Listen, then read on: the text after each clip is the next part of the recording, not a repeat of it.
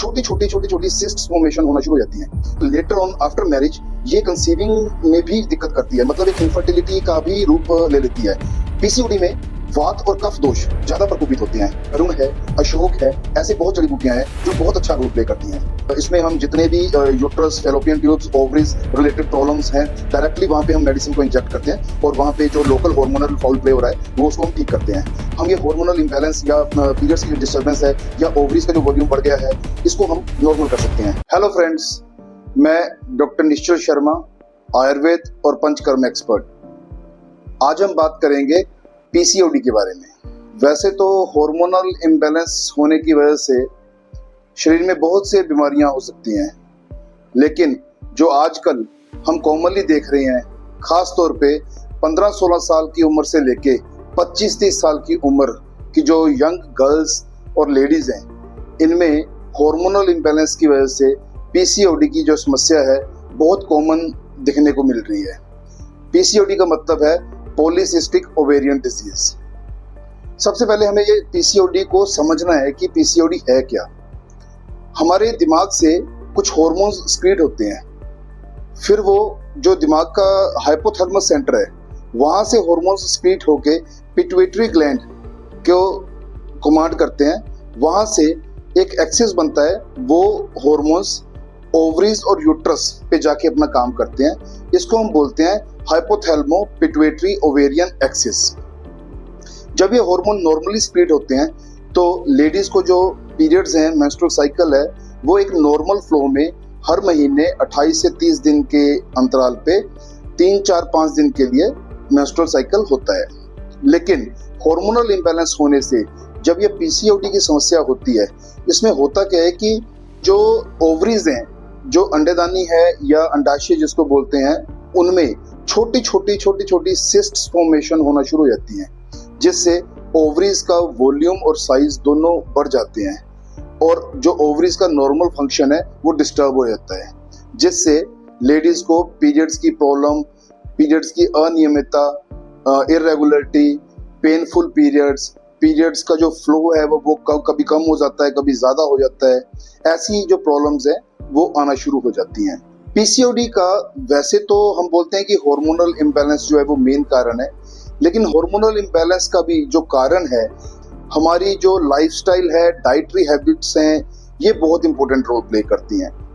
गलत खाना पीना, fast food, junk foods, irregularity of the food, बिना टाइम के खाना, ज्यादा खाना, ऐसी जो प्रॉब्लम्स हैं। दूसरा, लाइफस्टाइल, दिन में सोना, रात को जागना, स्ट्रेसफुल जो आपका रूटीन है, ये सारे कारण जो हैं ये कहीं ना कहीं हमारे जो हार्मोन्स हैं उन पे इम्पैक्ट डालते हैं, और हार्मोन्स जब खराब होते हैं तो ये पीसीओडी की समस्या जो है ये राइज होती है।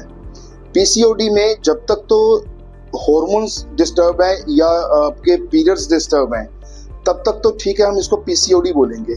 लेकिन जब इसके साथ साथ कुछ और सिम्टम्स डेवलप होते हैं, जैसे वेट गेन होना, चिड़चिड़ापन, स्ट्रेस ज्यादा बढ़ जाना, ये जब अदर ऑर्गन्स इन्वॉल्व हो जाते हैं या अदर सिम्टम्स आना शुरू हो जाते हैं तो हम इसको बोलते हैं पीसीओएस, मतलब पॉलीसिस्टिक ओवेरियन सिंड्रोम। तो ये एक सिंड्रोम का रूप ले लेता है। अगर ये प्रॉब्लम ज्यादा कंटिन्यू रहती है तो लेटर ऑन आफ्टर मैरिज ये कंसीविंग में भी दिक्कत करती है, मतलब एक इनफर्टिलिटी का भी रूप ले लेती है। वैसे तो चलो इनफर्टिलिटी के और बहुत कारण हैं, लेकिन हार्मोनल इम्बैलेंस या पीसीओडी एक प्राइम कॉज है।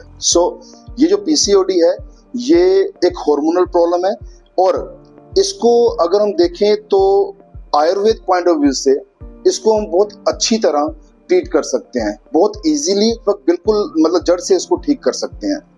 आयुर्वेद में बहुत सी जड़ी बूटियां ऐसी हैं जिनसे हम ये हार्मोनल इम्बैलेंस या पीरियड्स की जो डिस्टर्बेंस है या ओवरीज का जो वॉल्यूम बढ़ गया है, इसको हम नॉर्मल कर सकते हैं। आयुर्वेद में कांचनार है, एलोवेरा है, वरुण है, अशोक है, ऐसे बहुत जड़ी बूटियां हैं जो बहुत अच्छा रोल प्ले करती हैं। इसके साथ साथ अगर हम पंचकर्मा की बात करें तो पंचकर्मा में कुछ ऐसी पद्धतियां, कुछ ऐसे प्रोसीजर्स हैं जो पीसीओडी को बहुत सरल तरीके से ठीक करते हैं। मैं खास तौर पे बात करूंगा तो 2 प्रोसीजर्स हैं, एक विरेचन और एक बस्ती। पीसीओडी में वात और कफ दोष ज्यादा प्रकोपित होते हैं। पीसीओडी में वात और कफ ज्यादा बिगड़ जाते हैं, जिनकी वजह से ये छोटी छोटी सिस्ट फॉर्मेशन शुरू हो जाती है और पीरियड्स डिस्टर्ब होते हैं। तो हमारा मेन फोकस ये होता है कि हम पीसीओडी में वात और कफ दोष को जड़ से ठीक करें। इसके लिए सबसे पहला जो प्रोसीजर है वो है विरेचन।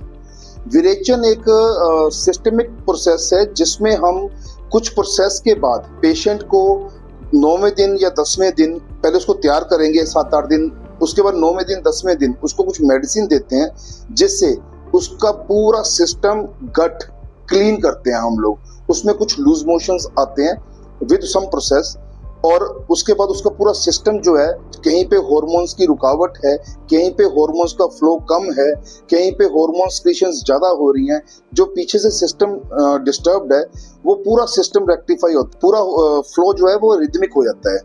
तो virechan is a very unique process. इसके साथ साथ जो एक प्रोसेस है वो है बस्ती।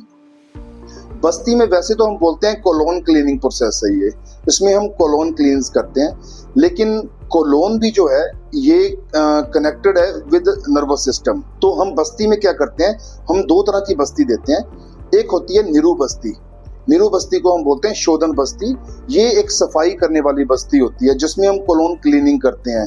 इसमें हम कुछ जड़ी बूटियों के काढ़े वगैरह बना के डिकॉक्शंस तैयार करके फिर हम थ्रू एनल रूट गुदा मार्ग से हम मेडिसिन जो है वो इंजेक्ट करते हैं, और ये एक शोधन काम करती है, क्लीनिंग प्रोसेस करती है। इसके साथ साथ हम एक बस्ती देते हैं जिसको हम अनुवासल बस्ती बोलते हैं या मात्रा बस्ती बोलते हैं। उसमें हम कुछ मेडिकेटेड ऑयल्स, कुछ मेडिकेटेड घी, काऊ घी, A2 काऊ घी, इन ल्यूब्रिकेटिंग मटेरियल्स के साथ हम गुदा मार्ग से मेडिसिन देते हैं, जो इंटेस्टाइन्स में, जो आंतों में ड्राइनेस है, जो वहाँ पे हम बोलते हैं खुश्की है, उसको हम दूर करते हैं। और ये एक हेल्दी बस्ती है, मतलब ये ऑर्गन्स को, सिस्टम्स को नरिशिंग करती है, नरिशमेंट प्रोवाइड करती है। तो ये 2 बस्ती हम देते हैं। बस्ती के बीच में एक और बस्ती हम लोग, जो बहुत यूनिक बस्ती होती है, वो होती है उत्तर बस्ती।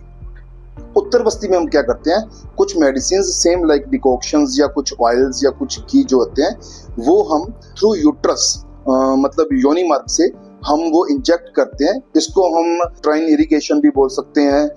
इसमें हम जितने भी uterus, fallopian tubes, ovaries related problems हैं, डायरेक्टली वहाँ पे हम मेडिसिन को इंजेक्ट करते हैं, और वहाँ पे जो लोकल हार्मोनल फाउल प्ले हो रहा है वो उसको हम ठीक करते हैं।